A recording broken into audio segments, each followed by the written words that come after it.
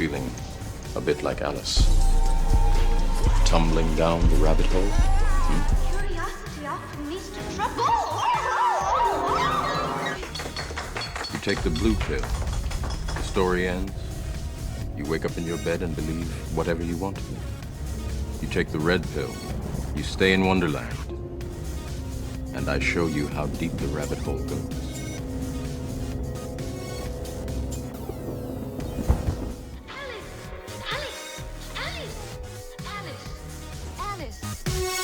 I'm awake. Are you? Let's go now to our new episode of The Unfiltered Rise with me, Heidi Love. All right, welcome back to part 4. We're doing this again. Hello, we're back. Heidi Love, Unfiltered Rise. We All right. are here. We don't give up. We don't give up. We're no Never. quitters. That's right. Oh we my gotta gosh. finish. Gotta finish strong. Yes. Before we jump back into the slideshow and all the pictures that we were going over, I just found one little thing that I wanted to point out, going back to when I was talking about Tom Harrison, who wrote that book, Visions of Glory. I actually found this little thing so he had put out this letter because the church was mad at him. He got in trouble for his book, and he basically had to come out and say he wasn't going to speak on it publicly and write an apology letter so they wouldn't excommunicate him or something. Oh boy. But he was still speaking publicly and making himself an authority figure. And I didn't go into the part about how he was connected to Tim Ballard. And I'm trying to remember what I saw that it was. They had some little side relationship. There's one of the little Mormon groups that does podcasting was talking about it, and now it's slipping my mind. Mormon Stories. Is it Mormon Stories or Mormon? Oh yeah. Mormon Yeah, Stories? they did one on it. There was a few of them, but Mormon Stories did one on it. Which I've talked about John Dehlin before, and I feel like he's controlled disclosure because he dumbs everything down. I cannot tell. Stuff. Yeah, he's different. I don't know. Well, when he'll expose a lot of the stuff that's like basic level, like doctrine or financial stuff, but when it comes to like the SRA stuff, he won't touch it. And I know he knows about it. And there's just some weird stuff going on with him. But so anyway, okay, so he there's something out on Mormon Stories, and they do go into the whole Visions of Glory. If you're a ex-Mormon and you ever read that book and you're interested in it, you can go watch that on there. And they talk about the connection between Tim Ballard and Tom Harrison. So it's interesting, but I just wanted to point this out because this was a conference that I went to. It was called A Time of Awakening. They were calling it the Zion Conference, and a bunch of the people that my polyamorous cult leader, Karen Preer, the one who was like her female Joseph Smith. That was where I met her. Was at this. And I found this, and it was interesting because the names of the people who rub shoulders in this group that I mentioned in one of the previous episodes is R. Stephen Marshall, David Warwick, Thomas G. Harrison, Karen Preer, Deela Taylor, I think is how you say her name, Robert J. Norman, and Abraham Gileadi. And they've all written big books, and they were all at a lot of these conferences that I used to go to. So I just wanted to read about him because he's the one that I read that message from on Instagram from that woman who told me that he was essentially named by a lot of the victims that she gave therapy to. Okay. And the lady that was going to sue, right? Yeah. That lady. Okay. And he's the one that was my therapist, and he was the one who wrote the book Visions of Glory. So I just want to read his bio here because it's interesting. Because with what she said, how she said that he was a reprogrammer essentially in the 90s, and that all of her clients named him, and that he's not a good guy. It says here, Tom G. Harrison was trained in cognitive behavioral therapy, psychodynamic therapy, reality-oriented therapy, and relationship therapy. He has taught at the University of Utah Medical School, graduate of social work, and law school. Whoa. Oh, he has taught He's taught at law school. Okay. And at Brigham Young University's School of Law, Mediation and Conflict Resolution. He is co-author of Dealing with Dependency. Now I'm going to stop there for a second because now this is interesting. Okay. I'm just first going to say he's huge. I used to go see him in his office and he's massive, tall guy. Oh, wow. Easily could have the hybrid genetics, right? And he definitely has a lot of history and background, and with all of his near-death experiences, I don't even know if his book's real or if he just made it up or whatever, but it can't be true because Jesus comes back with Joseph Smith in the second coming in his book. But he has all of this training that would be perfect from a bloodline family to set you up to handle children, right? To handle, because he's a therapist for sexual abuse is essentially what he does. So his books that he's authored and then all of the schools that he's taught at puts him in a perfect position, to be a handler for children. And then his book titles are super interesting. So Dealing with Dependency, Real Intimacy. That's a book about sexual relationships and marriage. And he is really weird because he co-authored that with 2 women. Oh. And Those Who Offend My Little Ones. So what I've always found with people who do something like you've got Tim Ballard, who I'm going to go ahead and say I believe he's trafficking children. I have said, the best way for them to hide is to write about or talk about or be involved with the opposite of what they're actually doing, like the exact opposite, right? So I was just reading this and it hit me like those who offend my little ones. And if he's involved in covering up and helping reprogram children who are claiming sex abuse, he sure has all of the exact training that he would need for that. And has written books on the opposite of all of those topics. So it says Harrison has spoken to many groups on the topic of human intimacy within relationships and has counseled over 3,000 survivors of sexual abuse. He has been in private practice as a mental health professional in Salt Lake City for 32 years. And the other thing that he just got or that he's connected to is there's these ladies, and I can't remember their name right now, but they were convicted of abuse. They found some neglected kids like in a cage at their house or something. I don't know if you've heard about that, but they're talking about it on a lot of the other Mormon channels. They were like Mormon therapists again. And he's been in a lot of therapies or like conventions and stuff with her, speaking by her side. And she just got sent to jail for like keeping kids in cages and neglect and crazy stuff. So he's just affiliated with some really weird people. Anyway, I thought that was super. This was in 2016 and I had this forever. Oh, real quick before I move on from this, that lady who I've mentioned this before, but Karen Prayer, the one who ran the little polyamorous cult, who's like a female Joseph Smith. She is in, this is what hit me in here when I realized she says right in here, she's in a secret society. She's a dame in the Sacred Medical Order of the Knights of Hope. That's a secret society. That's weird. I hadn't either, but if you go look it up, it's all these women in purple robes wearing these almost like wizard hats. It's like a medical secret society. So she's like a witch of a sort. Purple's like super occulty too. Purple's like, oh yeah, yeah, absolutely. Anyway, so it's just some interest. I know a lot of people out there that are Mormons know who these people are, so I thought they'd be interested. So she's never been stopped at all. She's still doing the same thing. That lady. Well, I don't know because she told me that I could have ruined her whole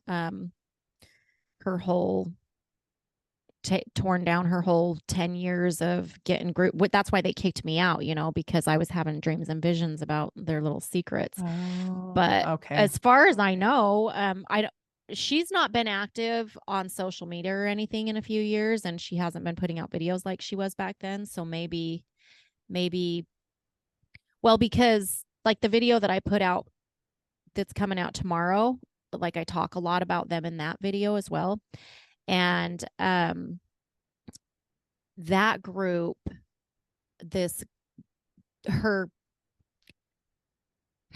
her spiritual husband, because she does like spiritual husbandry. She does spiritual. Well, and it's also not just straight, like they do same-sex stuff too in that okay. group. And so she has like a girlfriend too who she shares her boyfriend with. And what was I going to say about him? Now I forgot why I was going there with him. I forget. What did you ask me? Like, is she still doing this now? This lady, is she still Mormon? Oh, that's right. I'm pretty sure. I mean, I wouldn't be surprised if she's still having all the relationships, but I think she kind of went under the radar because I know what I was going to say. They sat in peyote with me, her boyfriend and girlfriend. She tried to come with David Hamblin. They all did it with me. And she tried to come too. And, she was saying some really weird stuff. And I basically called her and told her she was uninvited and that, this was basically I knew all the people really well at the time. I was, pretty close with David Hamblin and Dylan Kidder, who put on this peyote ceremony at the time. And she was still threatening me and just being really weird. She always used to say, "Don't make me your God," but then she would like make herself your God and like try to command and control her whole group in these really weird ways. And I just was really sensitive to her energy, and I can't remember all the details, but I was feeling a lot of weird stuff. So I told her I called her. I literally called her and told her she couldn't come. And so they came, and back then, they were still. That was a year after I got kicked out of the group, but I don't know. Her girlfriend's related to Oaks, the general authority. Dallin marriage. Oaks. Her husband is like, I don't know if he's his uncle or his son, but they're very closely related. And so it's just more of those familiar connections that shows you that all these secrets are taught. They're not like it's not like somebody just made this up and decided to go and do this. It's right. That's so weird. But they can't possibly be like in anymore. They would have excommunicated them, right? Or did they not know? The thing is they don't care because who was it that I was thinking about the other day that the church knows about what a lot of people are doing. They'll straight up go in and tell them, and they don't care. Certain people of a certain bloodline, they don't excommunicate them. It just depends on, maybe that's why they haven't come after me yet. I keep waiting because I'm like, do me a favor, like it's easier, Nope, nothing. Still got the missionaries door knocking me. So they know where I am. Well, maybe they have your little family's Nephilim hybrid genetics online. So that's why I'm like, oh no. Which I also wanted to say. I wanted to say to you, because I heard when you were talking to Brandon, you were saying how I had said that you have the features, and then you were talking about another episode with some guys who'd pointed it out. It was totally different guys. They didn't even know anything. I was like explaining to them. Yeah. And they were like, you're explaining yourself. Yeah. They were like, well, she's literally talking about her own self. Cause I was like, oh, because they started looking, there was like 3. It was like a forum. And they were like, and I was like, I know. And they just looked at me that's weird. So funny. You can't avoid it. But I just had to say, because it was so funny when I was listening to you, the way you said it made me feel bad, because I was like, I hope I didn't make her feel bad, because it's not a negative thing. No. I know what it is. I mean, I know what they are. Like, even when I told the people that knew nothing, they knew nothing about, like, I'm educating them, and like, and they have wide set eyes and not. I'm saying even coming from me. Yeah. Like coming from me, and because you were like, oh no, and because you're like, that's not a good thing. And so my point is just to say that, like, when Lucifer and his fallen, when they breed with humanity, they create some of the most beautiful humans on this earth. And you always say, when they see an angel, the first thing they say is, don't be afraid, because they're scary looking. I don't think they're, I haven't seen them, but from everything I've heard, it's not that they're scary looking. It's that they're scary feeling, because there's so much power. Like, when I interviewed some of those angels they were talking about with all the eyeballs, I was like thinking maybe one of those came down. Phantom. Those are the ones usually. I was like, oh my gosh, with the wheels, yeah, Ezekiel and all that. Yeah, I was like, oh my gosh, could you imagine waking up and seeing that in your room? Yeah, but those ones aren't breeding with people. That's not what's that's a different whole. Those are category. like God's like guardian. I don't even think they ever leave God's area. Yeah, Like, it's more like a traveling. right. It's in the book of Ezekiel. But anyway, Yes. my point is just that, like, when I interviewed Cody, he said that this being that he saw, because he saw essentially it was Angel Moroni, because it was Joseph Smith was worshiping this angel, or at least it was a symbol. I can't say for sure that it was, but what he explained sounded like it. And he said it was the most beautiful being he'd ever seen. And when people see Lucifer or other angels, I've listened to a lot of people who have come out of occultism who've interacted with these angels, and they say they're the most beautiful beings they've ever seen. They're scary, not because not like terrifying. Thing about the way they look. It's about the way they feel, because they have evil deeds up their sleeve and they have immense power and light. And so they come in with power. And so anyway, I just didn't want you to think anybody was saying you look scary or different or weird or anything like that. Cause it's all about beauty. They're so beautiful. Like another one of my friends who I know was involved in I used to sit and stare at her eyes and look at my eyes in the mirror and be like, how can you have such big eyes and I can have such small eyes? And it used to make me like, her eyes are beautiful, and you're not unique either, because you look like 90% of the Mormon population in Utah. I know, just in Utah. If you travel outside of Utah, it's the weirdest. And my daughter called me a narcissist once, and it kind of really hurt my feelings. But I told her, more than once, she's my estranged daughter, but she looks exactly like me. If you've seen her and you like, I've shown pictures of her to other people and they're like, oh, that's you. I'm like, no, that's my kid, And the only difference is she has bluish green, like there's a little tiny yellow in the middle, but they're blue. And then I have green eyes. And so anyway, we were traveling. We went to France, we went to Italy, we went to New York. And I said to her one day, I said, you notice no matter how many places we travel, that actually we don't look like a lot of people. And she goes, that's weird. I think we don't. I think we look like everybody else. And I remember looking around, especially in France, and going, no, we don't.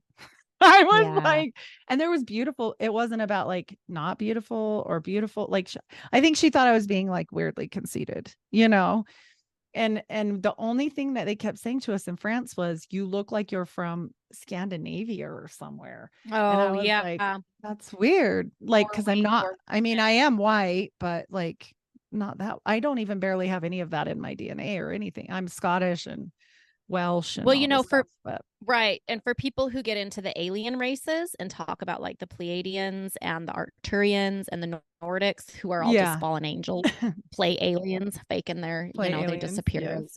They change their look a little bit and like, oh, we're from a spaceship from another planet. It's just the same fallen angels. But they have a group called the Nordics, and supposedly there's a lot of people like by what's that mountain where people go that's like really high? It's in California. I can't think of the name. Shasta. Yeah, Mount Shasta. Like a lot of people have said they've seen these beings, like that they live in the mountains and hiding so much at Shasta. I've actually had a whole bunch of reports of that, not only from regular people, but my uncle, who was a Green Beret, that there's weird stuff at Mount Shasta. He wouldn't say. He just said, there is weird stuff. Thing. He was like, there is weird stuff that come in and out of that mountain. Yeah. Weird. And so the Nordics, if you go look up the alien races, the Nordics, which is just, again, the fallen angels, they look like a lot of the Mormon blondes kind of how funny. Looking big eyed. And so you'll just never more see more blondes and redheads. Genetics. Yeah, you'll never see more blondes and redheads than in Utah, and not just bleach either, but there is a lot of bleach, but it's more like even in California, golden blonde, like a sandy blonde or whatever. But. Yeah, and in Arizona and Idaho too. I've never been in a ward that didn't have a full family that was all redheads, like a redhead married a redhead, and then all their kids had red hair. And they're always really fascinating. But so true. Weird. Anyway, so you're beautiful. Just want everybody to know and tell your husband I love him. I love his red hair. My poor redheaded husband. Body. So funny. I know. I told him, I'm like, don't worry. These things are sought after. These things are sought after in those bloodlines. And even if you have them, it's all it means is you have extra beauty, extra power, and we're bred for a certain purpose. And if you have a good heart, then good. Repent. Hopefully it's all good. Yeah. Family's iniquity. That's about all we're saying. Right. So. All right. So back to this. We've got this Jupiter tower. So we already looked at Well, what else is in these relics? Was there something else here you want So to the talk Mars about? We knife, talked about we this we did knife. the seer. Those are the 2 seer stones, and they're just, he had 2, but he preferred the dark one. And then he kind of stole that, just so people know, which is kind of actually funny that he came across it by literally he kifed it because they were on another guy's property, and his sister did seer stones, and so he knew what they were, and they were digging a well, and he's like, oh, look at this stone that I found, and he's like, oh, can I see it? And he's like, yeah. And so Joseph takes it, and he's like, did you see anything in it? And he's like, no. And he's like, well, we both know that should be mine. And he's like, yeah, but I don't know. And so he's like, well, you can borrow it. And he had it for years. And the guy was like, okay, I kind of want it back now. And he was like, yeah, no. Sounds like a I Mormon thought that was borrower. so If I funny. ever left Yeah. anything at my Mormon friends' houses, they just basically adopt it. Like, oh, Like, where'd 5 my years later, you're Jello? at their Where'd house, my and you're Jello like, bowl go? is Yeah. this my thing? And they're like, oh yeah, you left that here 5 years ago. And they never say, hey, you left your whatever here. They just use it for 5 Yeah. years until 5 you years. notice that Yeah. they That's have it. so, and then And you're it like, also ew, I don't cracks want it me up. now. Yeah. Like, you keep It's it. cracking me up that you just said kifed, because my family, Ah! I've never heard anybody say that but my family. So that That's so just brought funny. me Yeah. some Mormonville, USA, right? kifed. All Wait right. until And we then these say are just what, just kidding, and what's another one? Frick. I think I did say frick a minute ago. frickin'. Frickin', because we're not supposed to say the F word, and I'm trying really hard, but Funny. it's like one of my favorite words. I don't know. I was raised by So who owns- truckers and bikers. I know. I Oh, have that. So what let's see. this So this stuff is owned now by a who? private Like, collector. Well, I think the seer stones are actually owned by the church, and then the parchments. I don't know about the knife, but the parchments are owned by a private collector, and they won't say who. And they used to be okay. owned by the RLDS, and then and I don't know where the talisman is now. I don't know who has that anymore. It's curious. I'm not sure, but man, I bet the parchments. I bet they tried. Here's my thought on it. Conspiracy thought. I bet they tried to sell them to the church, and the church was like, "Nah, bro, because you want too much money." Like, pull the whole Hoffman deal, and then they were like, "Okay, I'm going to take pictures and put them all over the internet." And they were probably like, "Do it, because we'll just say Or they're they not just don't ours." want them. Yeah, Or they don't want them because they know they point to they all of the magic occult they stuff, and they're want. like, oh yeah, you can have them RLDS because we. You I know, mean, they they can would always just want go them to hide them in hide the them. library. Yes, to put them in the vault. That's my guess. But that's So just a this is where guess. you've got down here. This is that symbol that it looks almost like a Yes, 24 yes. kind of thing that we were looking at earlier. That's the Jupiter. And then it's also on the back here. You see it down here. Yep. And so do you know what do you know what any of these other symbols are So besides that one? I am unsure about the back. I wanted to go through these with that other one that broke them all down, but I haven't done it yet, or the Enochian alphabet. But I know that the actual like sigil, the whole Jupiter talisman thing itself was to bring to be like charming and get what he wanted and all that stuff. Like, because I looked up what it meant, but that was just the Jupiter part. I'm not sure if this is I'm not even sure. I need to go So this is through the it. but is that the Enochian alphabet? Or is that because But that one on the bottom, like Hebrew? I'm not sure on this. Yeah. That Well, bottom that's fine. thing does look like that sigil for that angel, kind of almost. This Remember one? that weird little one that was off to the Well, side? that's the one that we looked at that was said the Jupiter. We read Yeah, it. I And think that one so. was Yeah. So yeah, that other weird. one It, super it's got way complicated. more on it than what they're trying to tell us. I know that much, Mhm. So Yeah, I mean, there's these, what do you call them? Pentagrams all over them as well. yes, That one's not very visible, but and there's one that looks like a straight up Baphomet head, kind of. Did you see that? Like that? Oh, and his cane. Oh, on this one? Cane. One back. It's the first one in them, and they're like, keep going, like the very first one. I think it's one. This that one? See, That look in the Baphomet head? middle. Look at that looks like a Baphomet Oh, head, the horns. kind of. Uh-huh. I think anyway. But that one's the worst one to try and see. You can't even hardly see it, But This is crazy. I'd never seen this or heard of when this. you said that story to me, and then I got on there and I was looking at the relics, and I was like, oh my gosh, She just told me Yeah, the this. one about, oh, that was one of the things I wanted The to talk Moses about too. thing. That I haven't, yes, because I haven't explained what my dad taught me, why that was so confusing to me for so long. Because what my dad told me was that, and I don't know, maybe I did say this, but you remind me. So, that he said before the serpent, okay, he said in the Garden of Eden, the whole reason that Satan or Lucifer chose the serpent to go into to tempt Eve was because he knew that the serpent was a symbol of Jesus Christ. And so he said before the serpent was cursed, and before the serpent was a symbol of the devil, it was a symbol of Jesus Christ.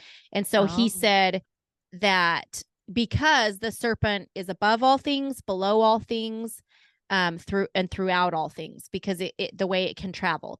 And because in the garden, and you can find this in ancient books, in the garden, well, and it says this in not the Bible, but other, I can't think of specifically where I've heard it in several places though. The serpent, before it was cursed to crawl on its belly and eat dirt the rest of the days of its life, it had wings. It was like this with its head, like a dragon, and it had wings coming off the sides, right?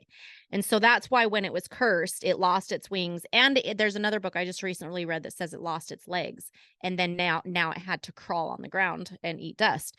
And so if it was, Jesus, a symbol of Jesus Christ, then it would have been above all things, below all things, because he talked about how, Jesus would come and sacrifice, and he would ascend above all things, but he went down to hell to teach Sheol, whatever, he went down to teach before he ascended to the Father, and that he taught in spirit prison was what my dad would call it then. And that he's throughout all things because he's in all of us. And so I was always of the impression that that's why Moses put the serpent on the snake, because we were supposed to look to Christ Hill. Because my dad always told us that parable. That's why that serpent was on the post, because it was a symbol of Christ on the cross. And he did that weird thing with it reminded me of that story when he didn't quite think he was very powerful yet, and God said, throw your cane on the ground, because he said, what do you have to show them? And he said, all I have is this cane, this staff. And he said, well, throw it on the ground and see what it can do. And then it turned into a snake, remember, for Pharaoh, when he was before the Pharaoh, right? Yeah. So I think maybe that too, but it was obviously a sign of miracles, because God turned it into that. So, well, look, I believed that for a long time because my dad taught me that. And so it made sense because there's that version of that snake looks scary. Story is also in the Book of Mormon. That snake looks like a person. Look at its face. It looks like an Anunnaki. It looks like an Anunnaki, like it has a long head in the back. But yeah, it looks more like a serpent human being than I can see snake itself. Like the straight down looks like kind of the so I don't know if is it a cane? Does it maybe is. Oh, it hooks up like that. I thought it was just straight. So that's probably arches, and then it comes down on the face. Yeah, the other side has like a hook. Weird, huh? I thought it was creepy. That is weird. I can't believe that the fact that he had that, and that it's kept in possession, that they keep every little thing weird. Of his. Well, and that Emma also, like, creepily, and I'm sure this is somewhere too, who knows, unless she got buried with it, but she kept a lock of his hair and wore it till she died. That's a witchcraft thing too. Yep. Creepy. This is where you got all of this, right? Is on Latter-day Illumination. Yes. This site. Yeah. So if people want to go look at the details, there's way more. There's a lot more stuff. Yes. And I just put that in there about the circles, because remember how Lucy Maximus said they didn't stop doing treasure circles and all that. So, and if you look at the markings when they're doing the treasure circles, it's the same as those sigil things that they were right. So it was a rendition of like, for folk magic, of him, like specifically to the Smith family. Somebody had recreated it. So I can't say that it has any significance, but they said they recreated it from the neighbor's affidavit, which he said they did draw signs, with a sword in the dirt, blah, blah, blah. Like it's very detailed because it Oh, was a court, interesting. you know, it was a court thing. It was a Mhm. court document. It was a William Chase, I believe. I think that's So his this name. is a recreation and drawing of one of their like witchcraft rituals where they're doing That magic he outside saw. and a neighbor Yes. saw.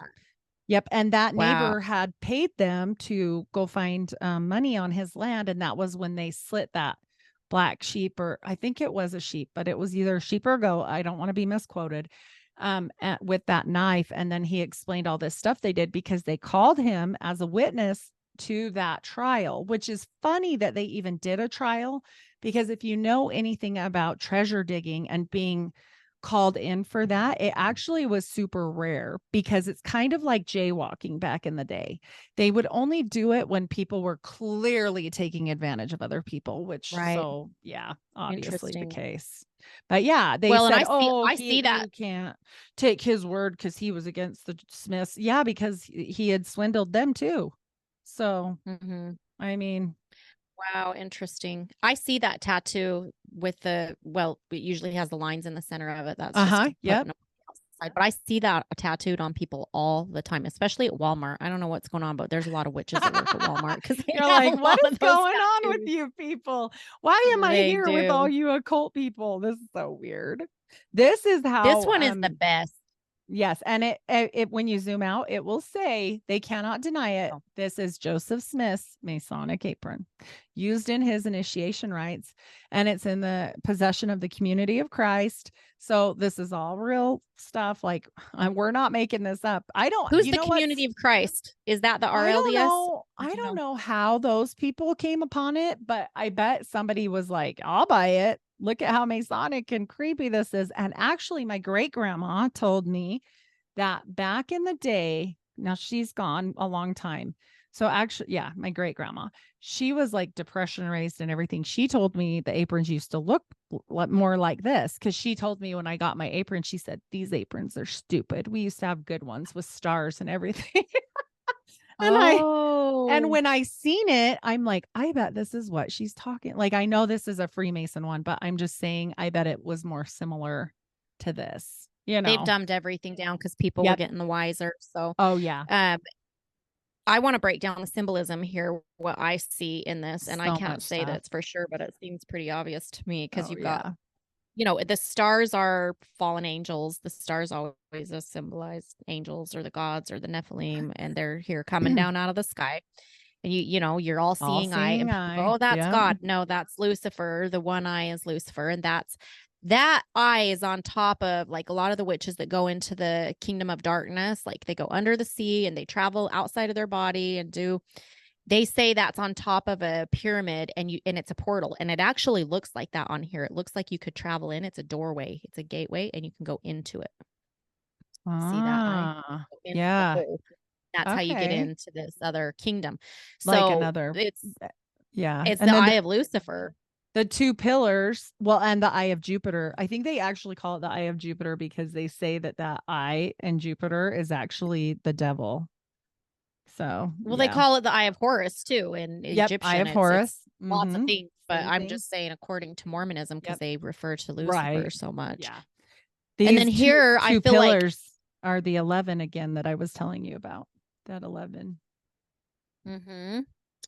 And then this is a sword with a heart, and this is a sword with a book. And I feel like this is the sword, the angel that came down. Look, you've got the stars, so the angels, and a sword came down and commanded Joseph to live polygamy. So love. I feel like that's the heart, is polygamy. And made a book. And then you've got the sword and the book, and you know, he probably like remember the toad that punched him and everything. It came like, straight from even the writing of that book. If you're in a covenant with angels, like, you know, they're pretty commanding. And then you've got a ladder here, you know, climbing your ladder to heaven. And then what's this little thing? You got this black like circle. A bug. Or I'm a not UFO sure what that or is. something. That looks weird. I'm sure it's some little magic thing. Maybe it's Saturn. And then, you know, what's interesting is even these balls on here look like the New World Order grid. Oh, wow. The and Freemason black and white checkered floor is very Freemasonic. It represents the columns duality. are interdimensional. Oh yeah, go ahead. Which the Oh, checker the floor? the checker floors represent duality, as above, so below. They always have checker floors. If you notice in movies, like 90% of the time, you're going to see a checkered floor. It's really weird. Mhm. It's really occulty. Well, and you know what they say is the point of that isn't just light and dark, but they say the reason it's in a checker pattern is because what they say is everybody's light and dark and you can't separate the light from the dark. And that's the excuse why they say, well, we can do evil and good. That's why we have karma. That's why we balance our karma with we can do evil deeds, but we just have to balance them with good deeds. And so this is just a big fat lie, that checkered You're floor. like, yeah, no. And I would just that want looks to like say their tools. Yeah. Yeah. The Tools. columns. So my sister, who is trained by my mother in witchcraft and magic, whatever they call it, she was giving me a massage one night, and she was doing this on my head, and I was laying there, and I almost started dozing off, and I saw these columns. And this is an interdimensional thing. They go through those pillars. It's dimensional travel. And so she was going inside of my head. That was why my sister was one of my helpers, because there was appointed incest amongst me and my younger sister when we were younger. And they do that on purpose because it creates a soul tie. And then she was able to access my mind through different things. And she's even, we were communicating recently because I was trying to get her some help and get her away from my family and send her off to an organization who helps people who have been through, SRA and stuff. So I set her up with an organization. And so I haven't talked to her for like 2 years, but we talked. She actually admitted, she said something about like how we were, because I'm always trying to cut her off and I haven't talked to her for years. And she talked about how we have this soul tie through this experience. And it was like very clear that she knew that was an intention and a purpose behind, why that happened. But so these pillars freaked me out because I saw those pillars and it was like she was coming in through them into my spiritual dimension in my mind. And they are definitely a representation of Solomon's temple for the Freemasons too. They're the dual pillars are like a big, it's a big thing. But I mean, this is his Freemason apron, so no surprise on that. Right. And then when you go into the dimension of light and dark, you've got your Freemason Bible here on the altar that's on every altar, and it has the compass and the square on it. And so, your builders going back to Nimrod. Yep. All the tools you need. And then you've got these cubes, and the black cube is Satan. That's why I said that might even and Saturn. It's Saturn too. Yeah, cube is also Saturn, so could be that. It's also usually I don't know for Freemasons. I just know for occult, stuff. But yeah, it looks like somebody drew this, but you've got pentagrams all over it. It's the so light weird. And the dark. And then the craziest thing is that's a coffin. Ew. A coffin with a pentagram on it, and that's the death ritual. Like, when they digging, make them go burying. And I believe that's a sign of the sacrifice. They make they make that to initiate into the skull and bones, and I believe even possibly Freemasonry. They make them go underneath, and sometimes they bury them alive. Did you know? Yeah, there is they do a death ritual where they put them in a coffin. To advance to a certain level. Yeah. And then we go back to the 11s that, like I said before, they also represent 11. So, so weird. Yep. I mean, we all know he was a Mason. Now it's a mess. That's a hot, but they didn't used to, this came out recently. Cause lately when I talk to people, they're like, well, of course he was a Freemason. I'm like, okay, listen, I've only been out like 12 years and this was not a thing. If that had come up back in the day, they'd have been like, no, he wasn't. They didn't tell the truth about that. And we were all still so sleepy and nobody really understood what it meant and thought too deeply. Cause I know there were checkpoints when my ex-husband used to ask me like, oh, well, Joseph was a Freemason. Cause I bought some videos one time on like Porter Rockwell and stuff. Cause we had gone to New York at Palmyra.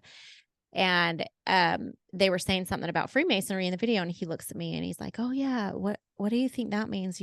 Who's a Freemason?" He was asking me.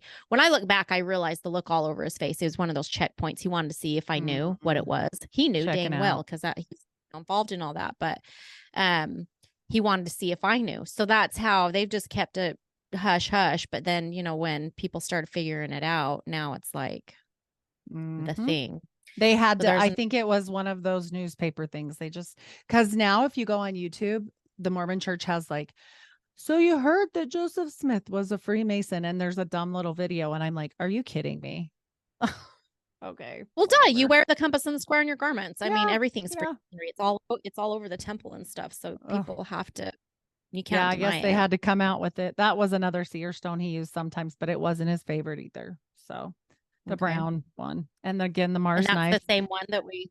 So, it's called the seal of Mars, but it's actually the Adonai, Scorpio, and intelligence of Mars. So there's 3 things, but it is, a ceremonial knife. You would not use this for just anything. This is for animal or any kind of sacrifice. So, but are you saying they didn't have to use the knife, that it was magic, or they actually use the knife? They only use the knife for sacrifices. So they wouldn't use this like to go just cut whatever. It's just to kill animals or whatever they were sacrificing. Because sometimes I really feel like it's strange that he had so many kids and they all died. But his mom, everybody's like, well, it's the olden times, right? Okay. But if you go back before him, his mother had a lot of kids and all of them were fine and lived. So I get that they were chasing them around, but a lot of that didn't happen till later and the kids were like older. So I don't understand exactly why he had so many child deaths. It was weird. Well, there's this witch that I was listening to out of Africa who's born again, saved. And she was talking about how when she used to be called into hospitals to go and sacrifice babies through witchcraft, wow. that one of the things that, because when you get initiated, depending on how they do it, which in Freemasonry, they do it through sodomy, you get like demons in your ears. You start receiving voices. And so they just start talking to you and you're told clearly what to do. And so that's where these people, that's the oath of silence. You don't have to talk because you're communicating now in the demonic realm, and all of these activations of gifts and abilities in senses that are supposed to be dormant have been activated through the Kundalini. And so now they can hear, and the voices that she would hear would tell her specifically what to go and tell the mother who had just given birth to this baby that's now dead. What the cause of death was, right? And so it's not like they have to make anything up. They have a higher, a lower, evil, fallen voice in their ear, and telling them. So interesting that they just cover it up like, oh, they died. You know what I mean? And I'm like, I think there was more to that story. And then the weirder story was, the one about the twins is they had these twins and they lost them. And so this neighbor guy lost his wife and he was like, hey, you want my brand new babies? Here you go. And that's the girl he ended up sleeping with later. And they were brand new newborns. Like, that's so weird. Like I have raised children that were not mine, many children that were not mine. I have stepkids. I raised my cousins for a while. I've raised a lot of kids. I would never be like, oh, it's fine. Yeah, he's going to be my boyfriend now. Like, what? Ew, that's your kid forever. No matter how old they get, that's your kid, Wait, you mean the one that he adopted and raised, he married? Yes. No, yes, he said he spiritually married her and he got caught with her. And that was what caused the falling out between him and Oliver Cowdery and Martin Harris, or maybe they were separate, but one of the two, and caught him in the barn with her. And he was like, what you doing? Like, can't Fanny? be, I believe so. Yeah. And she was the twin that he raised, his daughter? Yes, I believe so. Oh, yep. I never. Wow. And so it was really sad because I don't think she chose. And think of her situation. She has no parents. She's living there with them her whole life. And this dad figure, the only person she has in the world, says it's fine because, this and this or whatever crap he told her. And then and then like she ended up pregnant, and she got thrown down the stairs. They said that she tripped, but there were many accounts that Emma beat her ass. Yeah. And threw her out of the house. And I'm just saying, like, Emma, I get it, girl. Like, that would piss me. I wouldn't kill a baby. But man, that would tick me off, Well, they said it was an accident because she threw her down the stairs. She wasn't trying to kill the baby. Was what? So they actually talk about in that recording that I will post in the episode. And I don't know what I was going to say about it, but it is interesting. That it's whole weird, scenario. Huh? I'm like, oh my gosh, that's just what. Well, one thing, what he did say in that episode was that polygamy, from all the books that he read, obviously he said it was basically just really hard. I don't think anybody liked it. It was miserable for everyone involved. That's why it's evil, satanic nonsense. Well, and even King David mentions a lot about this, and he's like, bro, like, if you look at the different people that have been involved in polygamy, they're all like, it's awful, don't do it. So I don't know why they didn't catch it, but it is what it is. Well, I learned that the hard way. I didn't go too far into it, but just in studying it and thinking about it and cheating on my husband and considering open relationships, I was able to come to the understanding that it is a wicked thing, And I, honestly, I think if you're not doing it for a satanic Luciferian lie, the higher law, whatever, then it's just, honestly, you're miserable in your marriage, and it's just lust, or it's like sex magic power. That's the only reason for it. It's not a freaking higher law, y'all. It's not. So and this picture, I think, and this is just my conjecture, I feel like these buildings were already here. Like, look at the top of it. I think they just added those steeples, to be quite honest. And it just doesn't look like, I don't think I've ever seen them building from the bottom up. I don't think it doesn't even look like they built the steeples. They put these on and they're under there, and it looks like they're to clean. They usually clean the temple when they put the scaffolding around the temple to clean it. I've seen this very thing in live, like driving past the temple, because they every few years they close the temple to clean it because they have to take care of right now. Yeah. And that's actually where I got this picture from, is Mind Unveiled down here, and they have really interesting. I'm like, is that guy Mormon, or is he ex-Mormon? How does he know so much about the Mormons, the guy who does the Mind Unveiled? But that's where I got this image from, because I'll point out another thing, because I agree with you. And before we go too far into that, I want to say why we're even talking about that, because we're going to do another episode coming up soon on the orphan trains and the Cabbage Patch and old world. Tartaria type old world. Because I think the reason why he came here and said, because think about it, why would he come here and settle with a damn big salt lake? You can't even get fresh water. You're in this area that's like a horrible climate. Like, sometimes it's too hot, and then it's too cold, and then it's not a temperate area for pioneers. And then so I'm like, I think he came here and saw this building and was like, that looks like what I'm looking for. That's my opinion. And this is clearly early winter, because all the trees here have no leaves on them, right? And all of these trees, you can see them all around the building and the sidewalk. And this is supposedly the picture of them building it, and I agree with you, because it doesn't look like a construction site at all. And it doesn't look like they've had to clean anything up. It doesn't look like they just planted trees. It looks like these are trees that have been around there growing, and they found this place established already. Well, and they built them the crappiest shanties ever.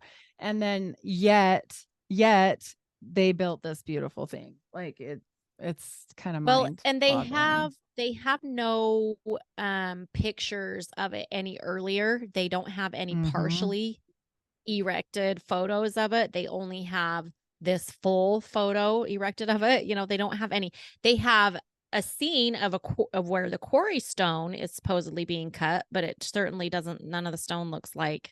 And how did they get it here? Turn into a building like this? It doesn't make any sense.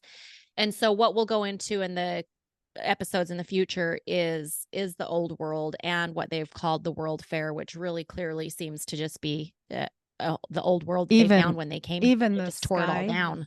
even the sky in this one, you can see that they messed with it, like that vanilla sky, that they call it vanilla sky because they erase everything. See how sloppy this is right here in this corner to the upper, so left side. If you, yep, right there, zoom in on that. Look at how it looks photoshopped. Like if you look at this weird lines. It's just well, and weird. it's hard to tell because this picture's torn too. It has a tear in it. They must have found this. I can't tell if that's actually in a broken piece of glass. Oh, true. It's Could taken. be. This is torn. But I mean, Weird. it's definitely looks completed and found, and it's black and white. But it doesn't look new. It looks ancient. Yeah, and I always thought that about the Salt Lake Temple, because if you look at the St. George Temple, which was actually finished first, the Salt Lake Temple was not finished first. The Salt Lake Temple is dingy looking, whereas and they're like, well, back in the day, I'm like, no, because the St. George Temple is brightest white you can get, and that's with red. They had red rock to deal with. So I just think, I don't know. Well, and so let's just look at this because I have a picture of some another temple too to compare it to. But like this looks like a face. You see that? This looks almost like Egyptian. How they? Oh, I see it. Oh, that's weird. Faces, I didn't see it at first. Like a head. Yeah, I see that now. And you then know, he put here, holiness to the Lord on there, like he had on that weird parchment as well. Yeah. Yep. And you've got this gold, or I'm sorry, the pentagrams, and there's the all-seeing eye one is right here. You can't really see it very good if I zoom in, but that's where the I see it. Yeah, show up in pictures later. But you've also got, even back then, I think it was the ancient gods that they learned all these phallic symbols from, because the Nephilim are obsessed with their own.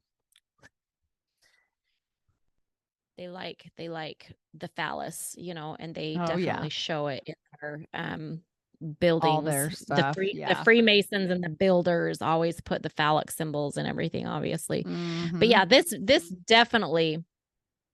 Well, and then these spires they used as energy to conduct, to have some kind of technology. And this is on only a bunch of the old ancient buildings, and it's not. It was like for frequency healing. It was, yeah.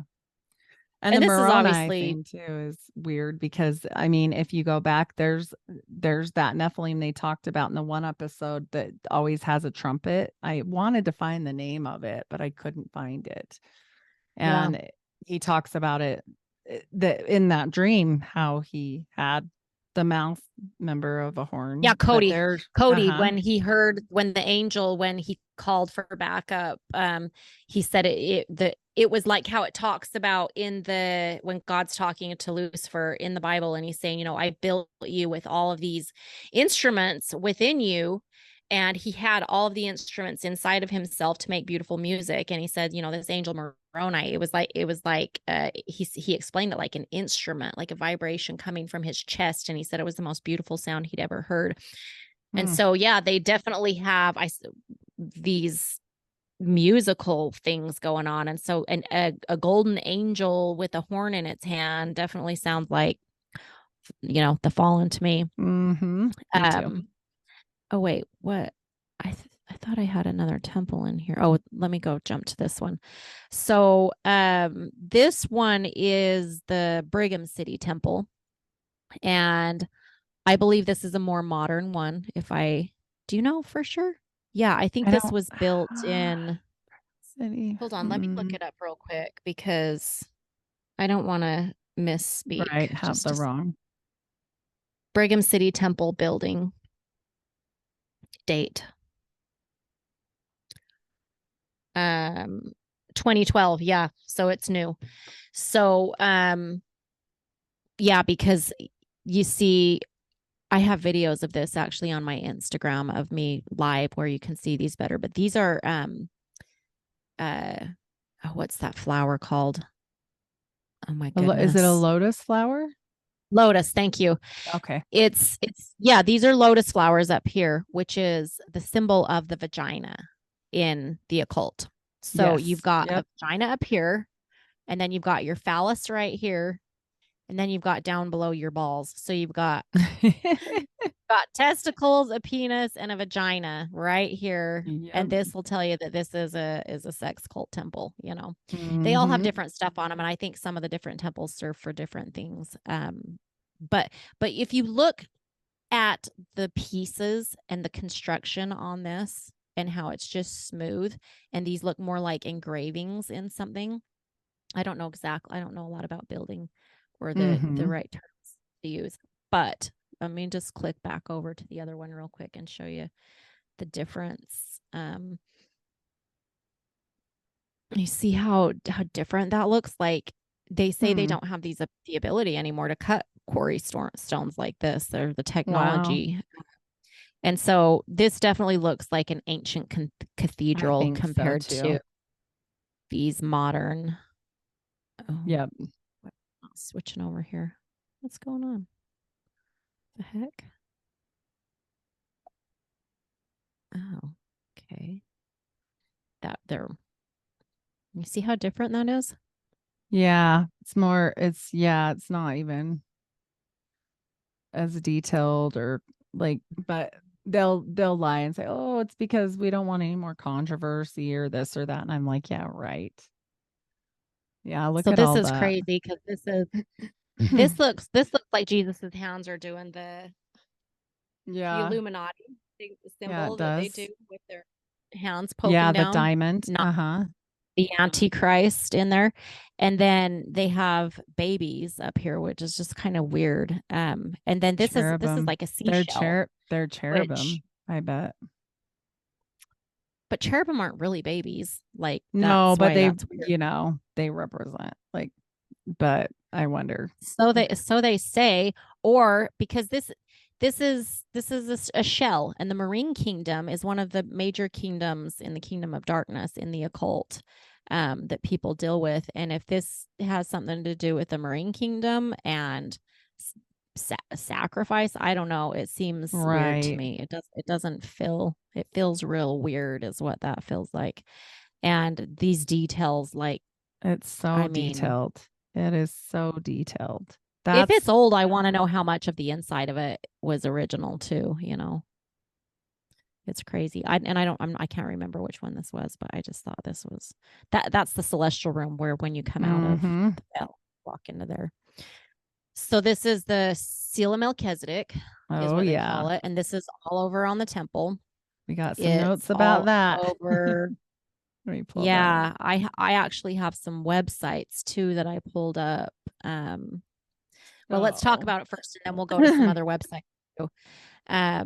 So this Seal of Melchizedek, to me, I'll just tell you right off, is that circle in the center is a rectum.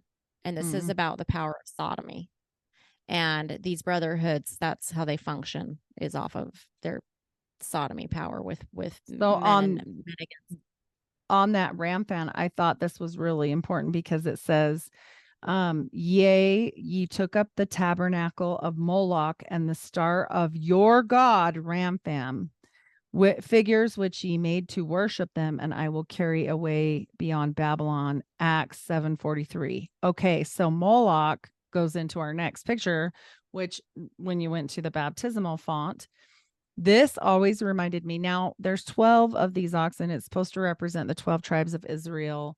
And I always thought it was weird that if you look, it's the center that you go to. So back in the olden days, they had statues of Moloch where they would place their babies to be burned alive and put it in the belly of the beast.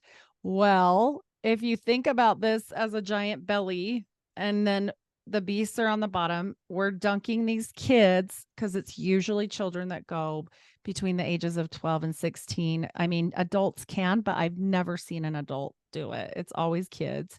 And it's baptizing for who? For dead people. So again, I think that goes right back to some Moloch worship. I just think there's a lot of gods represented here. Absolutely. And not only that, but so if you look at this is another, is it hexagram? Oh yeah. The 8. The hexagon. That's what the shape of this is. And then you've got the circle in the center again. So it's back the to seal of Melchizedek with the rectum in the center. And in Mormonism, that's, one of their sacrificial, they start doing, not just Mormonism and Freemasonry. That's how they initiate the Kundalini into the infant when the bloodline is through, they start with fingers and diaper changes and, from childhood. And so to me, you're just getting baptized right here into a big, huge butthole into the belly of the beast. And then on top of it, it says for a dead person under necromancy, right, getting connected to demons. Well, and then on top of it, the Star of Ramphan was the representative of Saturn. So you throw Saturn worship in there too, which is again going right back to medieval pagan god worship. That's just so blatant.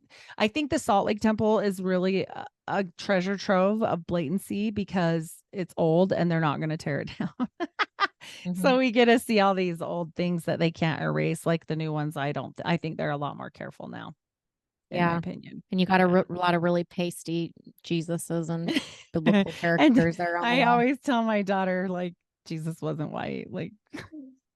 It's the funniest thing ever. And she tells people at school, but they're like, no, he had blonde hair. I'm like, he didn't. Promise. So this image came through really crappy, so I'm not going to spend too much time on it. But it's the my brain is not working today. All the pentagram symbols. And the moons and all of these moon phases or witchcraft and occult stuff. And then you've got your Masonic handshake and your beehive. And the beehive is about the hive mind, being of one mind. And being of one mind is really to be controlled, to be under mind control. Yep. And your angel, I mean, it's all, that just seems like a big fat absolute building built by. And the funny thing is in the beehive that they represent, that they always show that weird, the regular, when you think of a beehive, those beehives are actually terrible for the bees. And after they harness the honey, they all die. Just so all their workers, get killed because of the way it's shaped and everything. It just doesn't work. So creepy. Interesting. Sunstones, so moonstones, stars. These ones are straight up upside down. They usually try to, in the temples or stuff Nauvoo. They build now, they're usually pointing up. But even the Nauvoo temple, they've said, the one that got torn down supposedly, I don't know if that's even true, but it's so hard because they've rewritten so much history. I don't believe anything that the church has said anymore about their buildings and stuff. They're before we were all alive. But astrology and the moon's phases and the sun and even the layout of the Salt Lake Temple, it's laid out so that it has the moon phases traveling around, and every month is accounted for. It's really weird astrology stuff. Yep. And that's the sun god Ra, and right there. That's weird. Definitely. I can't remember which temple this is off of, but it's flipping weird too. The weirdest face of Jesus. And this is one of the newer temples. Oh boy. And it's not a good, this isn't one of the ancient ones. You can kind of tell they tried to do something real weird here, and it's just really weird with the Indians and stuff. And another pentagram right there, and your sun rays coming out of the back, your Ra. All right, so this is which room is that? This is the one where you go in to actually do, this is the representative of the Garden of Eden, so I'm assuming terrestrial. And then this is where we used to have the actors, and I don't know what they do anymore, or the movie, but anyway, I guess they're changing. They're doing a slideshow now. Slideshow now. So weird. Oh, this is where they just have actors where this is under the banner of heaven. Because in the Salt Lake City Temple, they never had a movie. They do live. They do so live. You just have people standing up there reading a script. Yep. And so Yeah, but I there's don't your know real what they best. do. I don't even know if they do live anymore. I have no idea, but they used to do like theater. It's literally theater. Oh, this is the part that freaked me out the most when I was in the temple. Oh God. Yes. Hear the word. Yes. Mouth. So bad. And the book is in the middle, and I'm like, what are they doing? And then now I'm like, don't let anybody put your name in that book. The bones? Yeah, it's so creepy. You mean the bones are in the middle, the finger bones?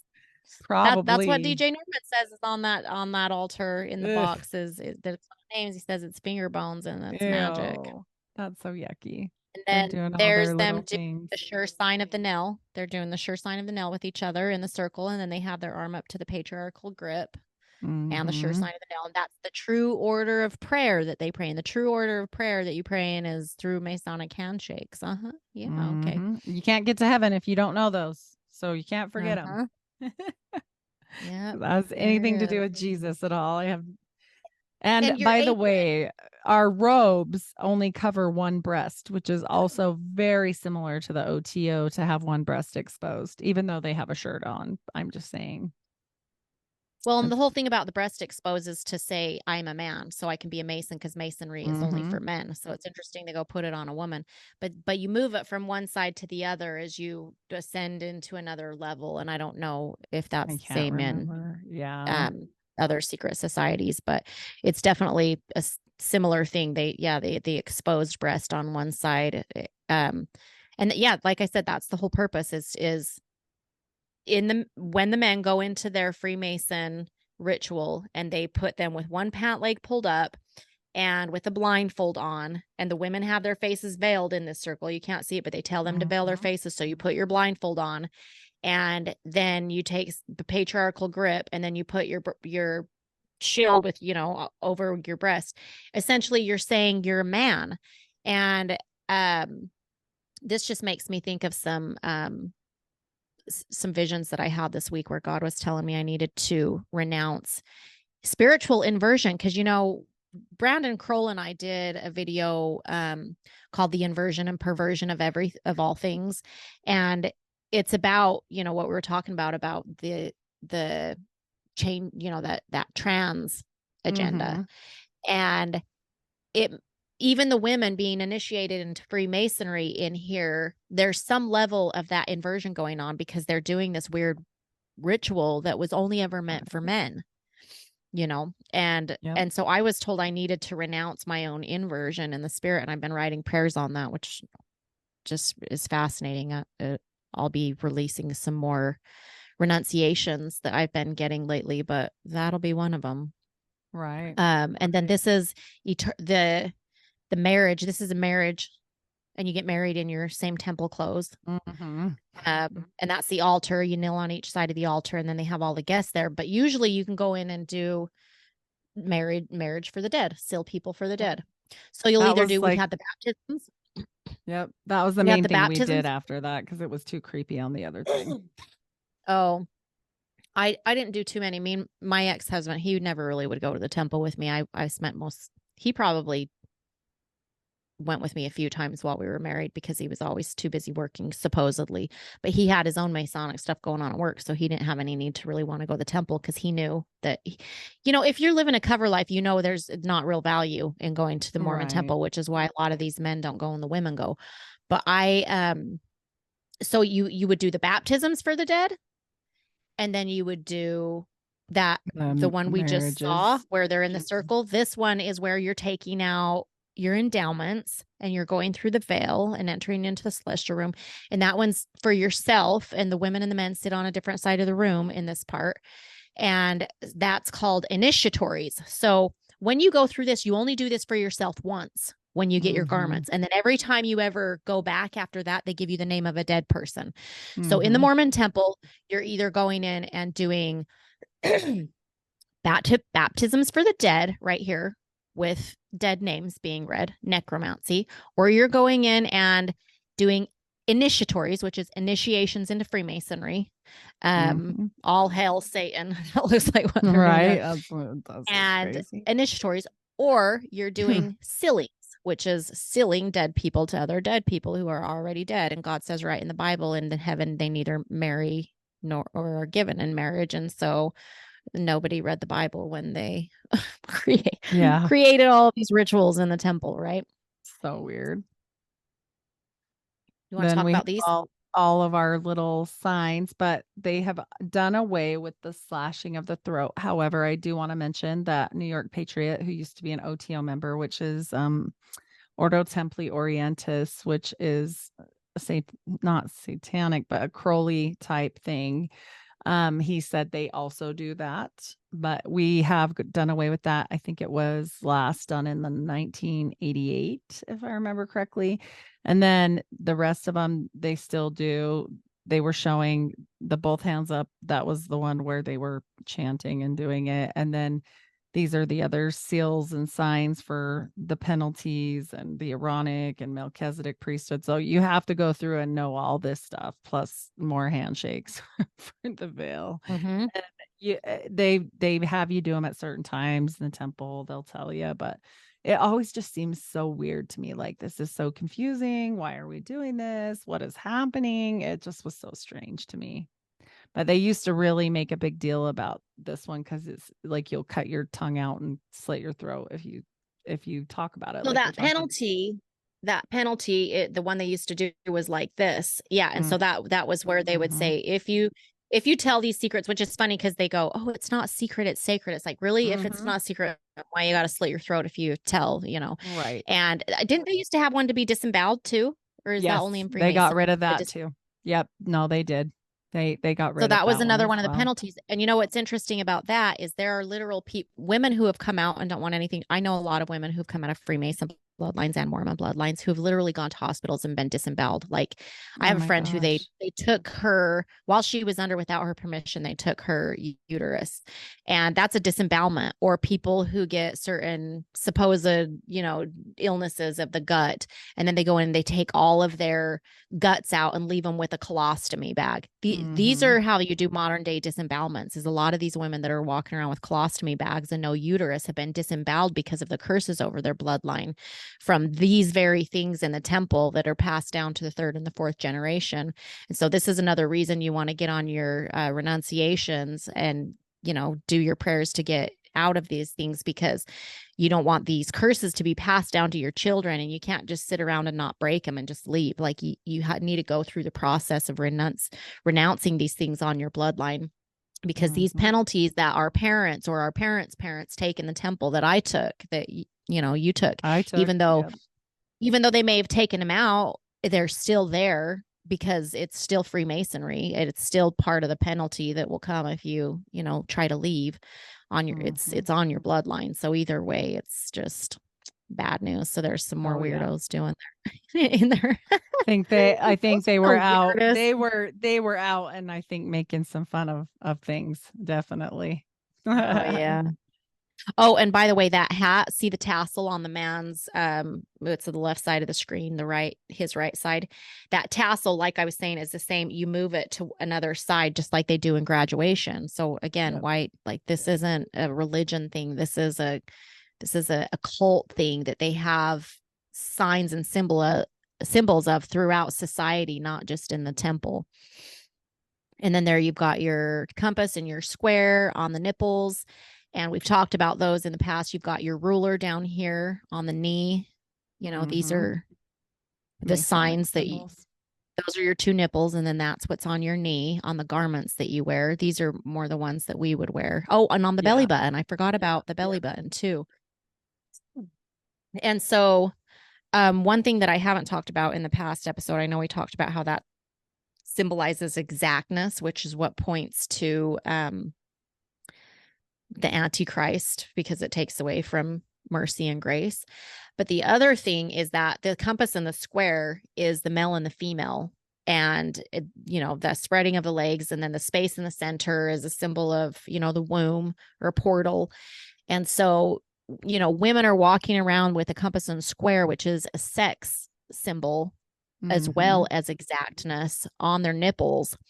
And everything that you want to give for nurturing that you should be able to give to your children and give to the world in the Mormon temple is cursed to be given to, the church, either to the men, to the energies of nurturance that women carry, their stars and their lights and their destinies to nurture the world, which is what a woman's call and role is cursed by these symbols that they wear on their breasts.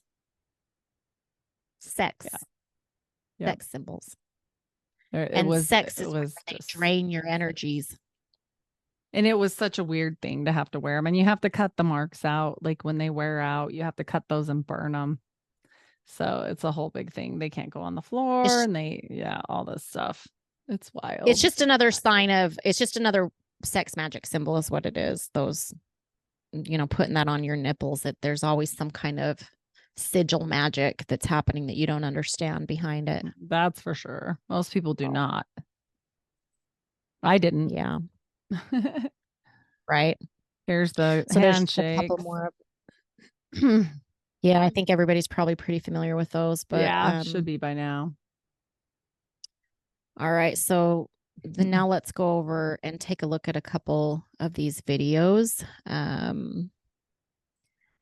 that are really interesting from the temple ceremony.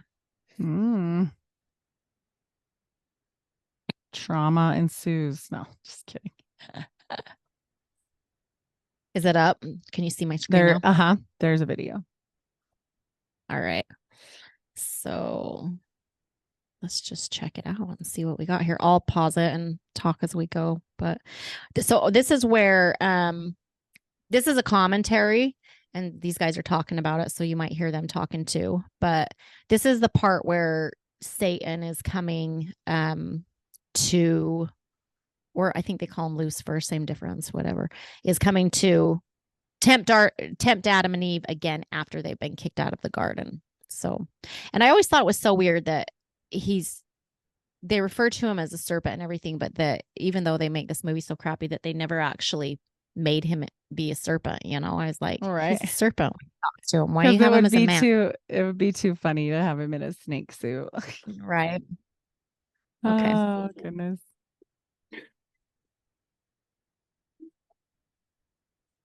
Wait, hold on.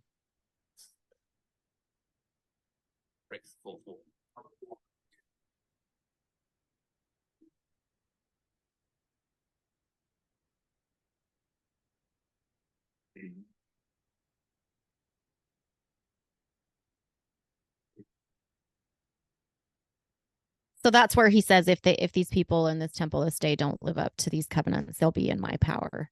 And they've made so many versions. Some of them are a lot creepier. I like the older ones better. They were funny. Like he would be like, they will be under, and he would be talking to them, and then he would turn around and like look at the audience. And he had a so cape dramatic thing. Yeah, they made it, and he would whip his cape around. They made it less dramatic now, but I can't remember if there's something else coming. Hold on.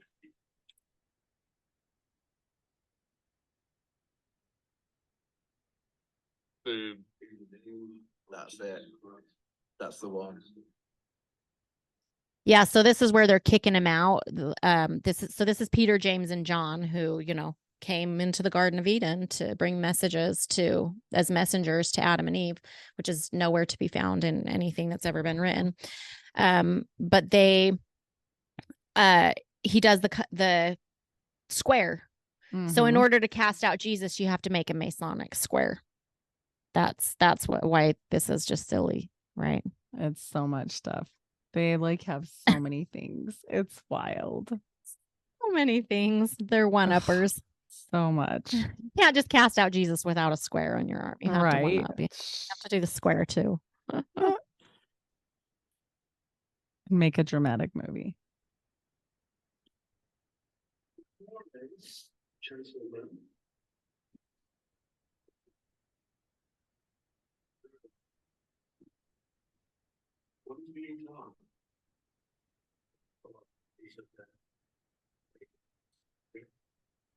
So that's where they essentially tell you that that's what Mormonism is it's philosophies of men mingled with scripture.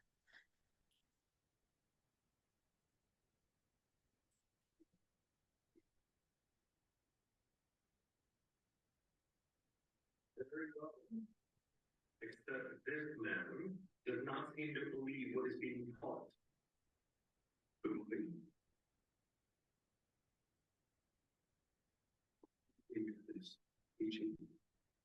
So you can't tell because supposedly it's supposed to be a secret, but he just reached over to shake his hand. You know, he said good morning, and then he reached over to shake his hand, which he would have been giving him one of his signs to let him know who he is, because what the Mormons teach is that essentially, yeah, when you go to get into heaven, you're going to have to present these certain handshakes and know the secret names and tokens in order to get in the temple. So for Adam to be able to recognize him, he just offered his hand, and now he's going to go further with it. So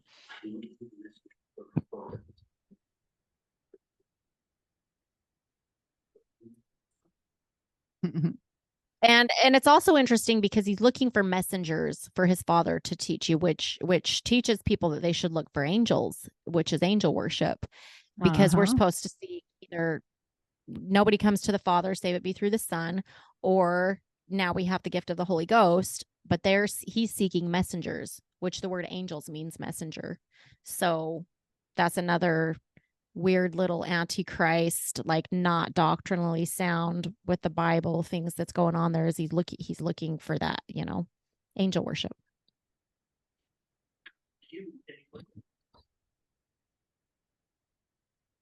So hold on.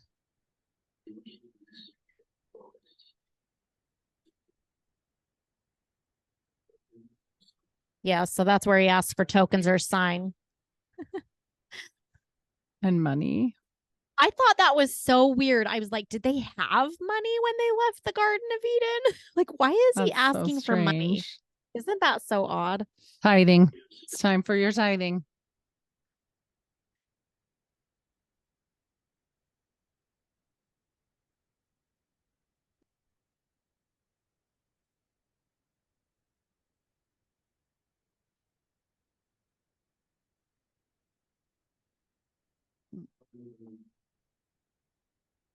Like how it's so weird. There's nothing like that in the book of Genesis. They just left the Garden of Eden and got kicked out. And all of a sudden we're looking for money. Like, it's just weird. He's trying to see if he'll sell them.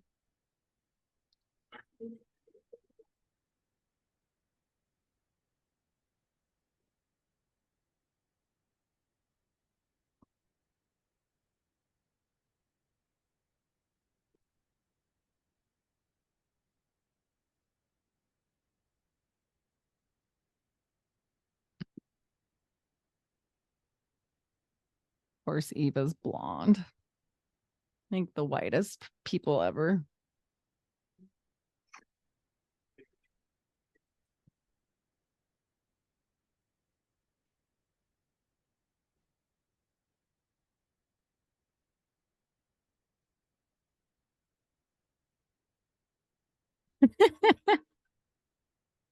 That's another thing that was so interesting is in the temple, it was always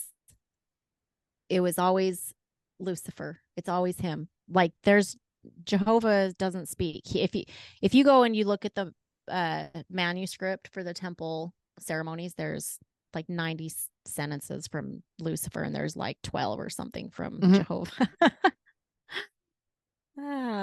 Anyway, so this is interesting. We were talking about the Seal of Melchizedek, and I found it on some other weird websites. You got the red square in the center or circle. And let's see, this one talks about how it symbolizes new beginnings, fullness, regeneration, numerical order, right speech, right action, right view, right resolve, right livelihood, which, you know, again, this isn't like biblical. This is just like occultic right living, which falls more into line with compass and square exactness kind of stuff, you know. And also the 8-pointed star is the star of the Anunnaki. So in ancient mythology, the 8-pointed star represents the god of the heavens, who was called Anu. Oh, really? Oh, that's I what have it this says. page that shows a whole bunch of stuff, but I didn't see that one on here. There's a lot of stuff on this one. Yeah, I mean, it symbolizes a lot of stuff, but none of it's like good, and it's all over the No. temple. Oh, here, let's see. Here it is. Let me show you this one first because it's all over the San Diego temple, and the one that I used to go to in Newport Beach, it's all over that too. You can see it up here. Oh, yep. This says it appears over 10,000 times in the San Wow. Diego temple. And I actually, oh yeah, at the San Diego temple, if you look at it from above, it's actually that shape. Like Huh. it's the what do you call it again? The rampan. The seal of Melchizedek. That if on the aerial view, it sits like that, like this. Yep. That's the shape of. I also think it's interesting. I mean, I know that's a proper word, erected, but I think it's really funny that these phallic people use the word erect instead of just like whatever else they get completed. Just put the day or built on or like erected. We're erect. Well, that one has a lot of phalluses, so that doesn't surprise me. Yeah, this one is very majestic. And even though, I mean, yeah, you see how different it is because these are fluid. It doesn't have all of the stones like the other one did, like the Salt Lake City temple. And I drive past this one often, and I always feel like it's that castle on the Never Ending Story because it's just so like crazy looking. It's on their fence posts. The fence really posts got crazy on that Brigham one. City. Yeah. The fence posts in Brigham City look like vaginas. And then again, there's the beehive in the center of it. And what happens when with the sodomy rituals? The hive mind. You get connected to the demonic, and it's right there in the center of the rectum on these temple buildings. This is, it appeared in ancient buildings too. This is an ancient temple. Let's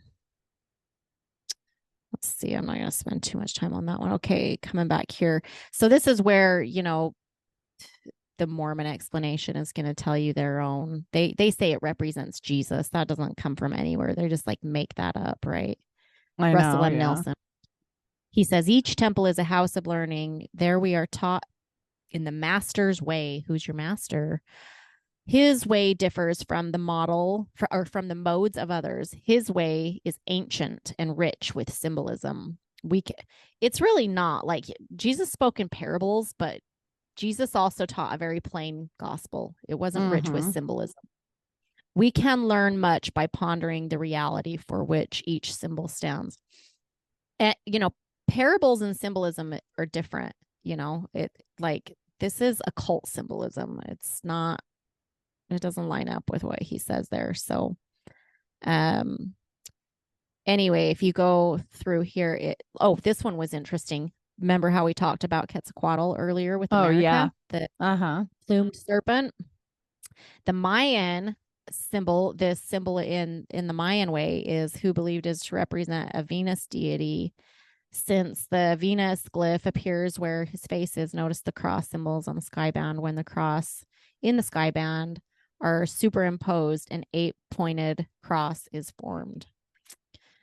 So they have, we know that's what it's called, the cross of Quetzalcoatl, which is the plumed serpent, and which would be the Kundalini energy inside of the rectum for the sodomy ritual.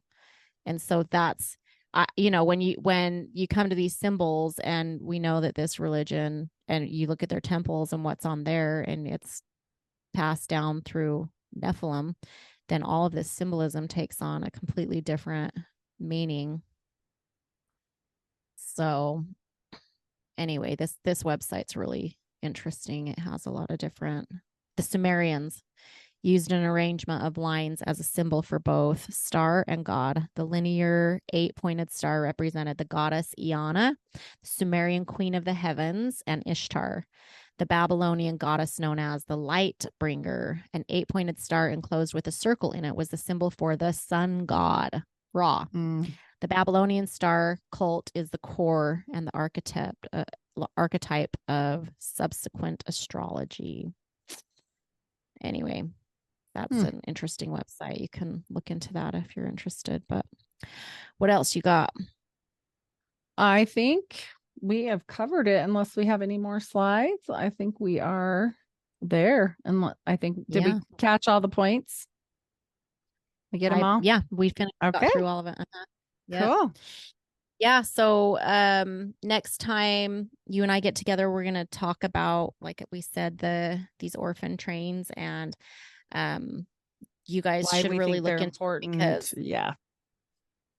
because I just feel like it's a whole other piece of the puzzle when we talk about you have Genesis 6, which is the beginning, and the Nephilim and the first incursion and the flood and everything. And then God says in our day, it would be as it was in the days of Noah. And then I myself have had visions about how this, is currently still alive, these hybrid genetics.